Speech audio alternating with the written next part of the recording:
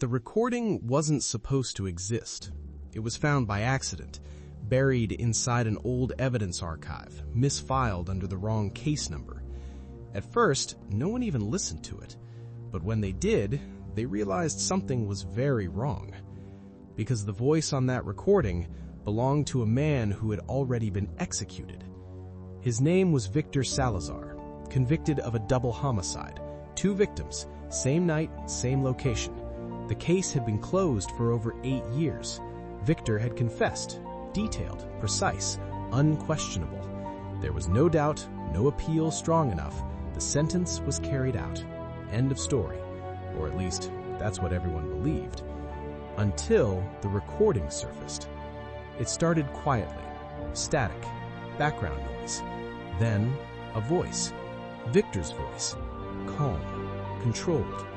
He said, "If you're hearing this, then they made the same mistake again." The investigator listening to the tape paused it immediately.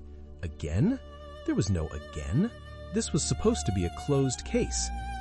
They kept listening. Victor continued, "I told them I did it because that's what they needed." Silence filled the room. That didn't make sense. He had confessed, repeatedly, on record, in court. Why would he say that now? The tape continued. "But they never asked the right question." The investigator leaned closer.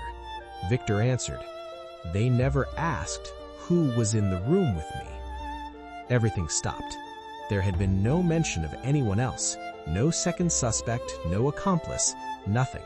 The official report was clear. Victor acted alone. But now, that wasn't so clear anymore. The tape cut for a moment, then resumed. Different tone, slightly lower. "They think it's over because I'm gone." Pause. "It's not." The investigator replayed that part 3 times. Something about it felt wrong. Not just the words, the voice. It sounded like Victor, but not exactly. Almost like someone imitating him, or something else entirely. They checked the timestamp. The recording had been made 2 days before his execution, inside the prison. Officially, Victor had been under constant supervision. No unsupervised time, no private recordings allowed. So how did this exist? And more importantly, who recorded it? They pulled the prison logs. Everything looked normal, except for one detail. A 17-minute gap.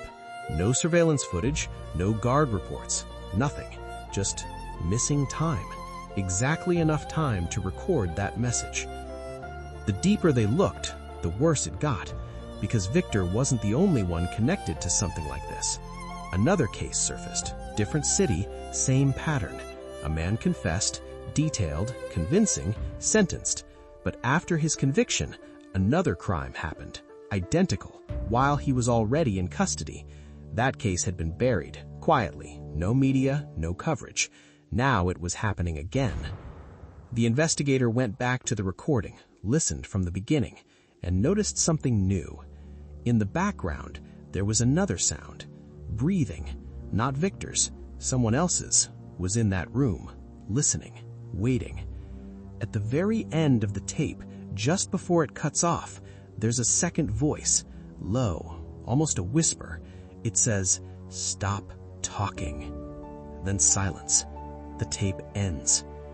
That was the moment everything changed, because now this wasn't just a bad conviction. It was something else, something organized, something controlled.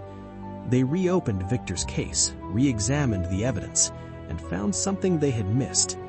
Both victims had received messages before they died. Short, simple, "You know something." The same phrase every time. Different phones, different accounts, untraceable. And suddenly, Victor's confession looked different. Not like guilt, like compliance, like someone being told what to say. Every account used to send those messages had been created within minutes of each other, from different locations at the exact same time. Impossible, unless they weren't real users or weren't human. Then came the final discovery, buried deep in the case files. A note, handwritten, not by Victor. It read, They don't choose random people. Pause. They choose the ones who notice. That changed everything, because it meant one thing. The victims weren't random. They knew something they weren't supposed to know. And Victor, he didn't kill them. He replaced someone, took the blame to stop something worse or delay it. The investigator tried to push further, tried to reopen everything publicly, but the request was denied. Files restricted, access revoked, case sealed again. Officially, nothing changed. Victor Salazar remains guilty, case closed. But the recording still exists, locked away, never released. And there's one final detail that no one has been able to explain. At the very beginning of the tape, before Victor speaks, there's a faint sound, almost unnoticeable. But once you hear it, you can't ignore it. It's a voice, very quiet, not directed at Victor, directed at whoever is listening.